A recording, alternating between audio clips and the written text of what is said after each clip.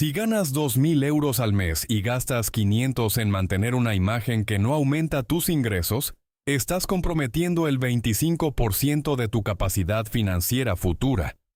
No parece grave en el corto plazo, pero en 10 años esa decisión puede costarte más de 80.000 euros en patrimonio acumulado. La mayoría de las personas no percibe esto como un problema. Consideran que simplemente están disfrutando lo que ganan. Compran ropa de marca, financian un coche por encima de sus necesidades reales, actualizan el teléfono cada año y pagan suscripciones premium. Desde su perspectiva, cumplen con sus responsabilidades, trabajan, pagan facturas y no tienen grandes deudas impagables. Parece un comportamiento financiero razonable. El error no está en consumir. El error está en pagar sistemáticamente una prima de estatus sin calcular su costo acumulado. Supongamos que una persona gasta 400 euros mensuales adicionales en productos y servicios de marca frente a alternativas funcionalmente equivalentes. Son 4.800 euros al año. Si ese dinero se invirtiera al 6% anual durante 15 años, el capital acumulado superaría los 110.000 euros. Esa cifra no es una estimación optimista. Es el resultado matemático del interés compuesto aplicado de forma constante. La trampa del estatus funciona porque el impacto negativo no es inmediato. No hay una penalización visible hoy. El salario sigue llegando cada mes. Las cuotas se pagan.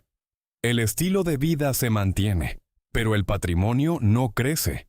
Además, muchas personas justifican estas decisiones bajo la idea de que la imagen mejora oportunidades profesionales o relaciones sociales.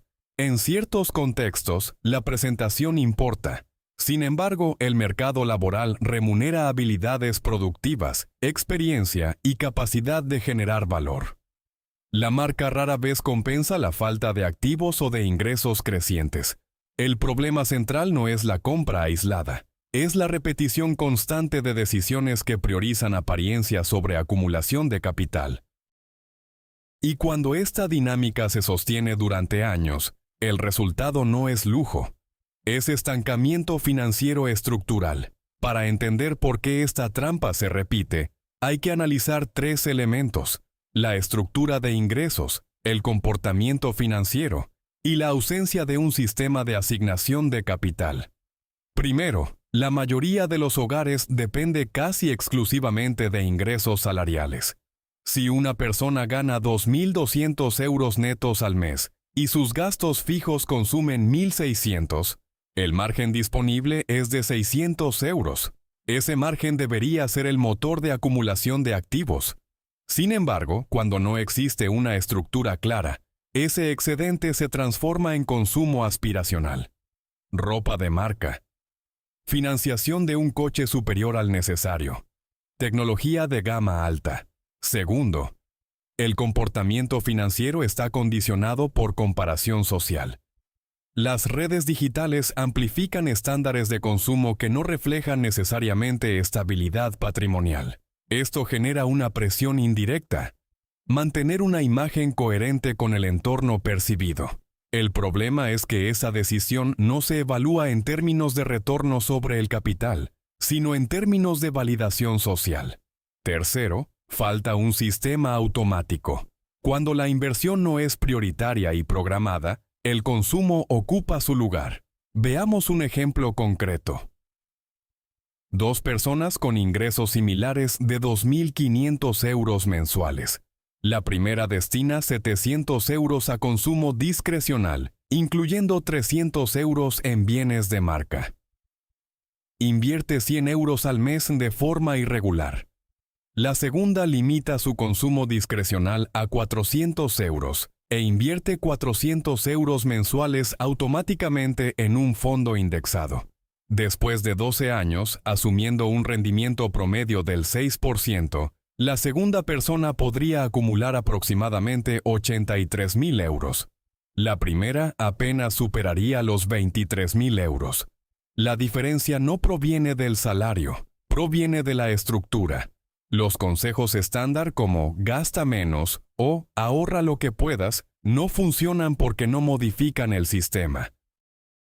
Sin automatización y sin prioridad explícita hacia activos productivos, el ingreso adicional casi siempre se traduce en aumento de estilo de vida, no en acumulación de capital. Hay 3 errores principales que sostienen esta dinámica. Primer error: confundir capacidad de pago con capacidad de inversión. Muchas personas evalúan una compra preguntándose si pueden asumir la cuota mensual. Si el ingreso permite pagar 150 euros al mes por un artículo de marca, la decisión parece razonable, pero la pregunta correcta no es si puedes pagarlo, sino qué rendimiento alternativo estás sacrificando. Pagar 150 euros mensuales durante 5 años equivale a 9.000 euros. Invertidos al 6% anual durante 20 años, esos 9.000 euros podrían transformarse en más de 28.000 euros. El costo real no es la cuota, es el capital no acumulado. Segundo error: aumentar el nivel de vida al mismo ritmo que el ingreso. Cuando el salario sube de 2.000 a 2.800 euros, el consumo suele expandirse en la misma proporción. Si el gasto crece 700 euros y la inversión solo 100, la estructura patrimonial apenas mejora. En 10 años, esta decisión puede representar una diferencia superior a 100.000 euros frente a alguien que destina el 50% de cada aumento salarial a activos productivos. Tercer error: financiar bienes depreciables. Un coche que cuesta 28.000 euros y pierde un 50% de su valor en 5 años no es un activo, es un gasto. Si además se paga con crédito al 7%, el costo total puede superar los 33.000 euros. Esa diferencia invertida durante 15 años al 6% puede convertirse en aproximadamente 79.000 euros. En un horizonte de 5 años, estas decisiones parecen manejables. En 10 años generan una brecha visible. En 20 años determinan si una persona depende exclusivamente de su salario o dispone de ingresos derivados de su patrimonio. El ingreso influye, pero no determina el resultado. 2 personas con 3.000 euros mensuales pueden terminar en situaciones opuestas después de 15 años. La variable crítica no es cuánto ganan, sino cómo asignan el excedente. La trampa del estatus no reduce el ingreso, reduce la acumulación de capital, y en el largo plazo, esa diferencia define la estabilidad financiera. La solución no consiste en eliminar todo consumo asociado a marca. Consiste en cambiar el orden de asignación del dinero y crear una estructura automática que priorice activos antes que imagen. El primer paso es definir una tasa fija de inversión. Para la mayoría de personas con ingresos estables, un rango razonable está entre el 20% y el 30% del ingreso neto. Si alguien gana 2.500 euros al mes, eso implica invertir entre 500 y 750 euros de forma sistemática. Esta transferencia debe realizarse automáticamente al inicio del mes, no al final. Lo que no se ve en la cuenta corriente no se gasta. El segundo paso es separar claramente gasto funcional de gasto de estatus. El criterio es simple. Si 2 productos cumplen la misma función básica, y uno cuesta 100 euros y otro 350, la diferencia de 250 euros debe analizarse como una decisión consciente de consumo, no como necesidad. Esa diferencia puede redirigirse a inversión sin afectar la calidad de vida esencial. El tercer paso es utilizar instrumentos simples y diversificados. Por ejemplo, fondos indexados de bajo costo que replican mercados amplios. Estos instrumentos no dependen de seleccionar acciones individuales ni de anticipar movimientos del mercado. Históricamente, los mercados globales han ofrecido rendimientos promedio anuales entre 6% y 8% a largo plazo, aunque con variaciones en el corto plazo. La estabilidad de este enfoque se basa en 3 factores: diversificación, horizonte temporal largo y aportaciones periódicas. No requiere decisiones constantes ni exposición a riesgos concentrados.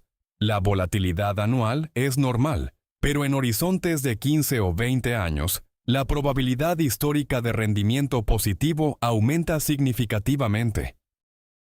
Si una persona invierte 600 euros mensuales al 7% anual durante 20 años, podría acumular aproximadamente 310.000 euros.